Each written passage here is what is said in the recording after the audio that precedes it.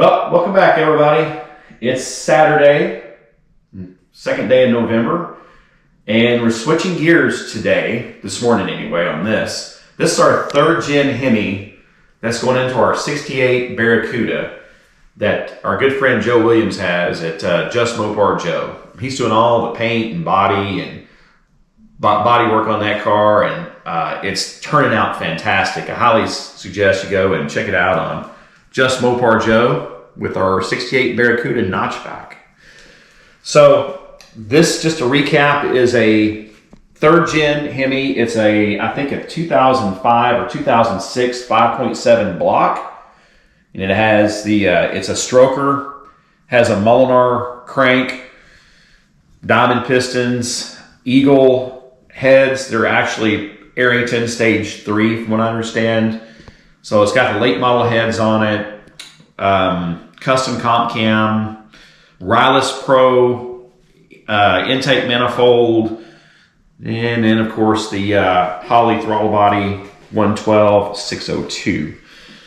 So I'm not going to get too much into it. I'll go into the engine later on when we get ready to put it on the test stand and test everything. It is my first Gen 3 Hemi. As everybody knows, we're used to working on the older stuff, the legacy stuff from Mopar, Ford, GM.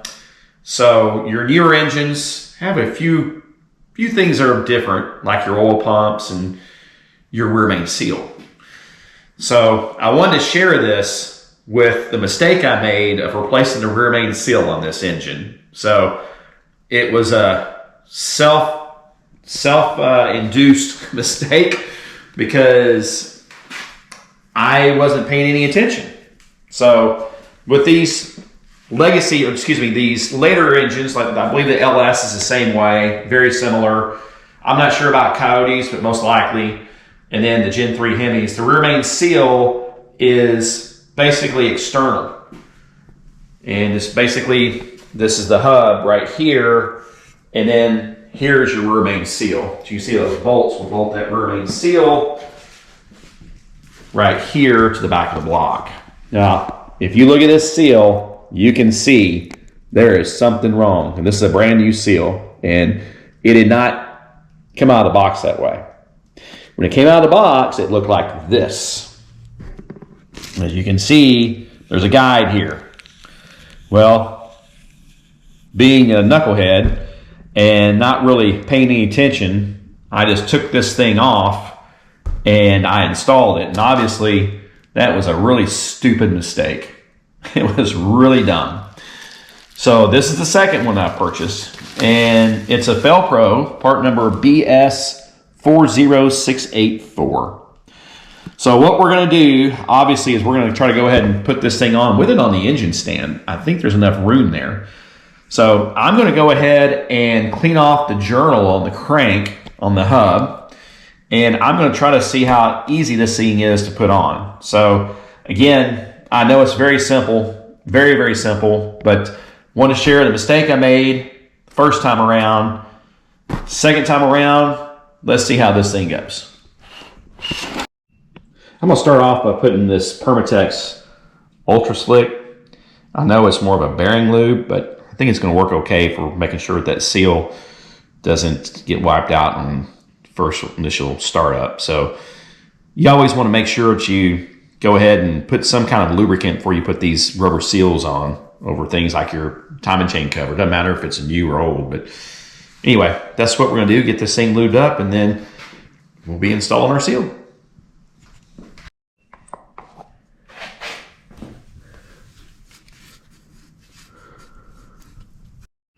Okay, here we go. I've slid this thing up here. I got my little plastic guide in. Let's see how well this goes. Looks like I got my little sleeve there. You can see where it goes. It's pretty obvious. All right. I'm just going to ease it on there.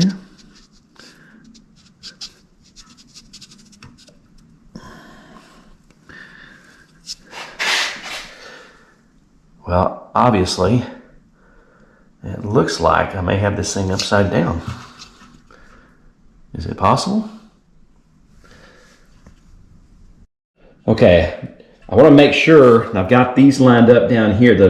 shoulders lined up with the block, and I'm trying to slide it in between the block and the pan, while also making sure that our seal goes in properly.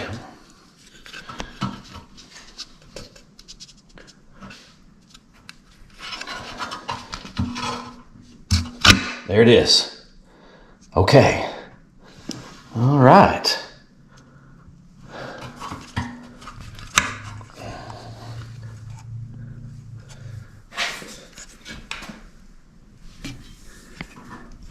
I believe, you guys tell me, I believe that's right. We're going to try to cinch it down here. I'm looking at these sleeves right here.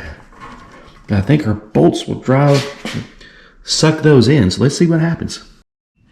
You know, anti-seize is always your friend in many applications. So I'm just going to I'll put some anti-seize on some of these threads. I just always think it's a good idea to get anti-seize in there. Make sure if you ever have to take something loose, you'll be glad to put it on in many, many cases.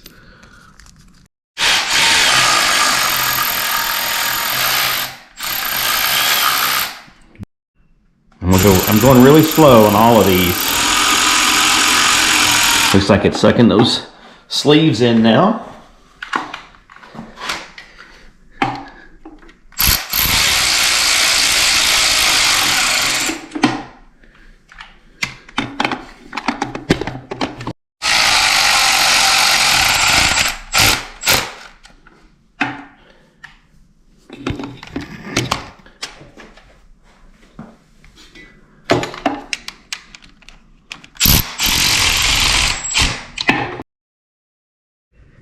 Well, you know, seems like it was as simple as that. It sucked right on with our guide. I'm looking around, of course, when I get it off the stand, I will know, but for sure, but I'm looking at the seal, it looks perfect. Yeah. Yep. That guide was that simple. I guess it's tapered, but that seal looks perfect. Oh, yeah. Yep. You look under here, it's all nice and uniform.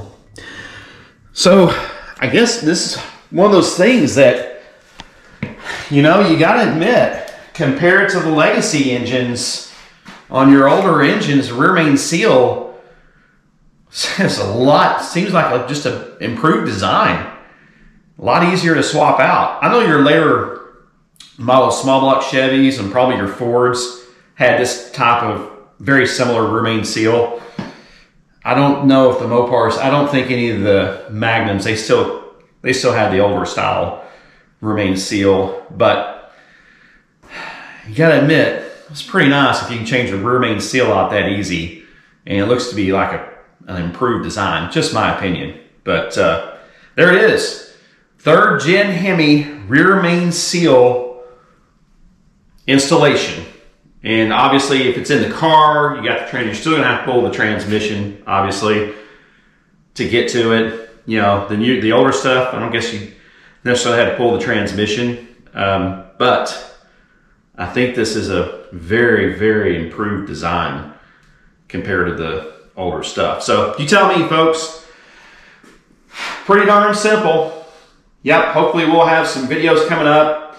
We'll be getting this thing ready for the test stand, and that's going to be a lot of fun. We got to get the Terminator and some headers for this thing, but there it is, 3rd gen Hemi rear main seal installation.